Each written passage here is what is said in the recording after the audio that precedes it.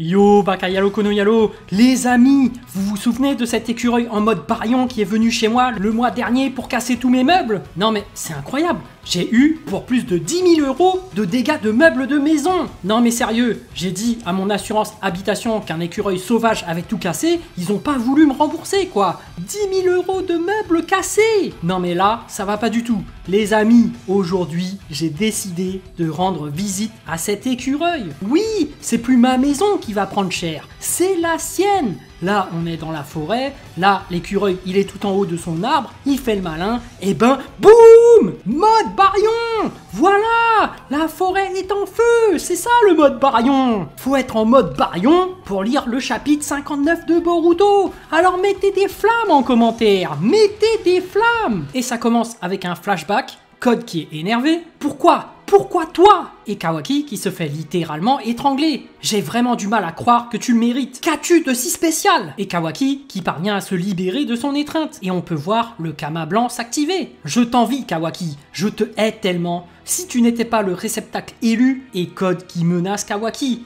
je t'aurais tué sur le champ de mes propres mains. Et Kawaki qui se réveille de son cauchemar. Sumire qui est inquiète. Ça va Kawaki? Tu avais l'air très tourmenté. Amado qui lui demande, alors ça continue? Ce sont les cauchemars où Jigen te persécute? Et Kawaki qui lui répond, je rêve de temps en temps de lui, mais cette fois j'ai rêvé de Code. Et Kawaki qui poursuit. Comme d'habitude, il est venu me jalouser alors que je ne suis plus un réceptacle ni rien. Et Amado qui le reprend. Ton interprétation n'est pas bonne, tu te trompes. Et Amado qui lui dit clairement, tu es le réceptacle d'Ishiki Otsutsuki, Kawaki. Cette vérité ne changera jamais. Et Kawaki qui commence à s'énerver. Espèce de... Arrête, ne dis pas ça. Je n'ai pas envie d'entendre ça. Mais Amado qui continue. La plus grande preuve en est ton corps, qui est resté transformé en grande partie en Otsutsuki. C'est la réalité. Tu n'as pas d'autre choix que de l'accepter. Et Kawaki qui plaque Amado contre le mur.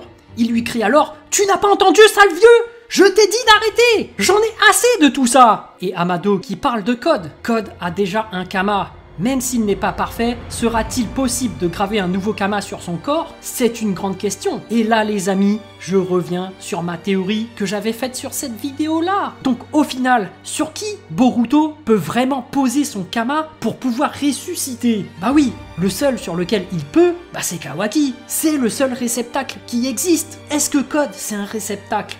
Non! Amado qui lui dit « Tu veux protéger le Hokage, n'est-ce pas? Si c'est le cas, cette stratégie ne marchera pas. Pour vaincre Code, tu n'as pas d'autre choix que de l'affronter simplement par la force, avec une force capable de l'écraser. » Et Kawaki qui demande « Le 7ème, penses-tu qu'il pourra vaincre Code, comme il a vaincu Delta ?» Et Amado qui baisse les yeux.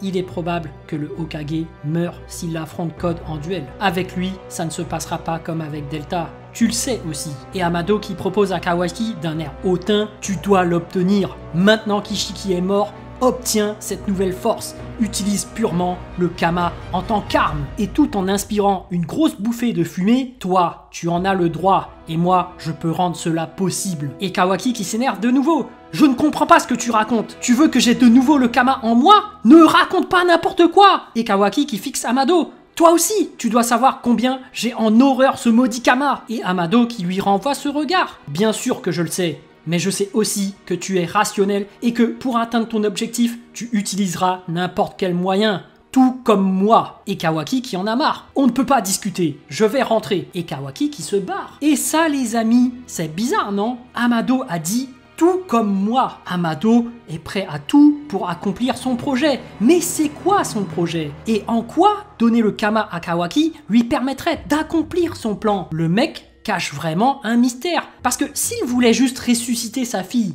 il aurait plutôt recherché Orochimaru. Là, il veut donner le Kama à Kawaki. Mais pourquoi? Qu'est-ce qu'il y gagne? Enfin bref. Pendant ce temps-là, Code est posé et discute avec Eida. Pauvre Kawaki, il aime beaucoup le Hokage. Et Eida qui demande « Dis-moi Code, et si tu épargnais le Hokage ?» Et Code qui refuse. Navré, mais ce n'est pas possible. À mes yeux, Ishiki Otsutsuki est un dieu. Je le vénère encore aujourd'hui. Le Hokage et les autres ont osé s'en prendre à Dieu. C'est inexcusable. Je dois tous les sanctionner. Et Eida qui l'interrompt. Attends, tu m'as promis de ne pas tuer Kawaki, n'est-ce pas? Et Code qui confirme. Oui, il est le seul que j'ai enlevé de ma liste par respect pour ta demande. Et Eida qui dit « Oui, j'ai compris. Je dois faire en sorte que Kawaki ne sache pas que je suis mêlé à tout ça. sinon il va me détester. Et Eida qui poursuit. Allons-y prudemment, nous aurons bien une occasion. Mon Senrigan, l'œil des milieux, ne la laissera pas passer. Et Code qui est frustré.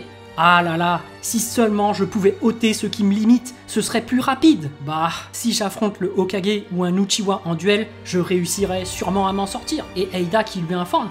Au fait, je ne t'ai pas encore parlé, mais ne compte pas sur ma force combative. Je suis juste capable de techniques simples de taijutsu. Et en regardant Code, c'est pour cela que nous avons les mêmes intérêts. Je suis tes yeux et tes oreilles. En échange, tu es le chevalier qui me protège. Et Code qui est satisfait. Un chevalier, je vois. Ça ne me déplaît pas. Et Code qui lui demande, mais que comptes-tu faire si quand tu seras en tête-à-tête avec Kawaki, il tente de te tuer? Et Eida qui a une solution. Suis-moi, Code. Je vais te présenter à l'autre chevalier. Pendant ce temps-là, Kawaki qui se promène tranquillement à Konoha repense aux paroles d'Amado. Tu dois l'obtenir. Obtenir cette nouvelle force, le Kama en tant qu'arme pure. Et Kawaki qui se met soudainement à crier dans la rue. La ferme! Tais-toi! Toutes les personnes autour se demandent pourquoi il a crié comme ça dans la rue. Shikadai qui vient à côté de lui. Il le prend sous son aile. Ne t'en occupe pas, on y va. Et Shikadai qui est vraiment rassurant. Tu n'as pas à t'en soucier, les autres peuvent dire ce qu'ils veulent, tu as ta place à Konoha, puisque le 7e en a décidé ainsi. Et Kawaki qui s'en excuse. Désolé que tu dois faire attention à moi comme ça. Et Shikadai qui redonne confiance. Ne fais pas cette tête-là, ils ont sûrement peur. Toi, tu dois garder la tête haute. Et Kawaki qui répond, oui, je te remercie. Et ça, c'est cool les amis. Parce que dans la vie, il y a des gens qui sont mauvais. Au moindre mouvement suspect, les mecs vont se braquer, ils vont être sur la défensive. Tout simplement parce qu'ils ont peur. Les gens ont peur de la différence. Mais est-ce une raison pour se comporter comme eux? Ben non, faut pas avoir peur de la différence. Dans la vie, faut être généreux, optimiste, on est tous différents et c'est ça qui fait la richesse de ce monde. Et c'est le cas de Shikadai. Le mec se veut rassurant, il vient aider Kawaki. Non, moi je l'aime bien ce Shikadai. Et pendant ce temps-là, Sumire, qui avait assisté à toute la scène, c'était quoi tout à l'heure? Et Amado qui n'a pas l'air commode. C'est comme je te l'ai dit, Kakei.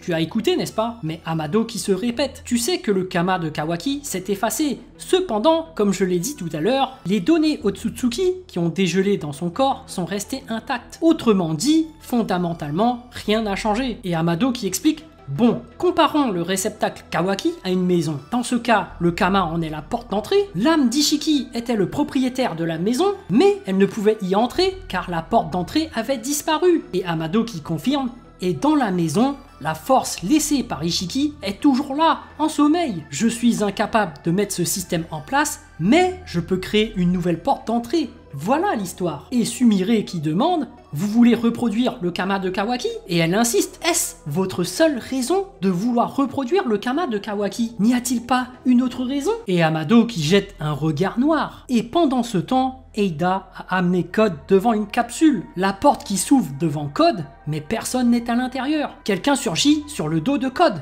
Il lui crie « T'es qui toi? T'es le nouveau mec de ma sœur, c'est ça ?»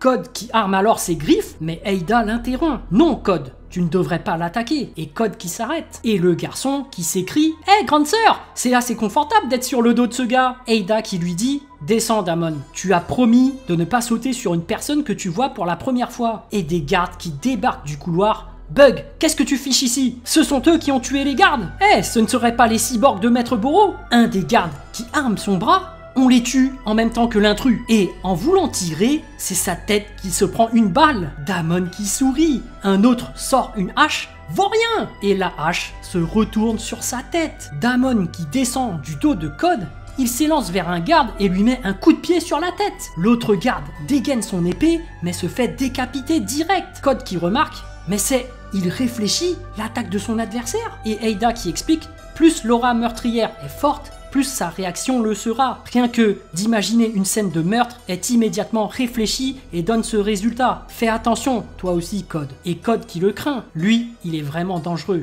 Damon qui tape la pause, yeah! Et Eida qui dit, je te présente, voici mon autre chevalier et mon petit frère Damon. Et Damon qui sourit, le pouce levé. La conversation entre Sumire et Amado se poursuit. La première fois que j'ai ressenti un malaise, c'est lorsque tout le monde est revenu du combat contre Ishiki. La première chose que vous avez vérifié, c'est si Kawaki allait bien. Sumire qui poursuit. Quand vous avez appris qu'il était sain et sauf, vous avez eu l'air vraiment soulagé. Ce n'était pas simplement parce que Kawaki était sauf et Sumire qui est persuadé. Il m'a semblé qu'il y avait une autre raison. Et Amado qui est direct. Es-tu intelligente ou stupide? Je ne sais plus. Mais Sumire qui veut absolument savoir. Vous manigancez quelque chose, n'est-ce pas? Et Amado qui confirme.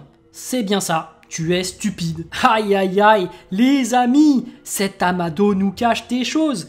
Il y a un véritable mystère autour de ce personnage. Et puis, ce perso Damon, sérieux, son pouvoir, il est complètement pété. Mais en vrai, ça dépend de l'adversaire. Si c'est un adversaire comme Shikadai, finalement, l'ombre paralysante qui se retourne contre lui, ça va, c'est pas mortel, ça paralyse juste. Mais si c'est une terrible puissance... Hein?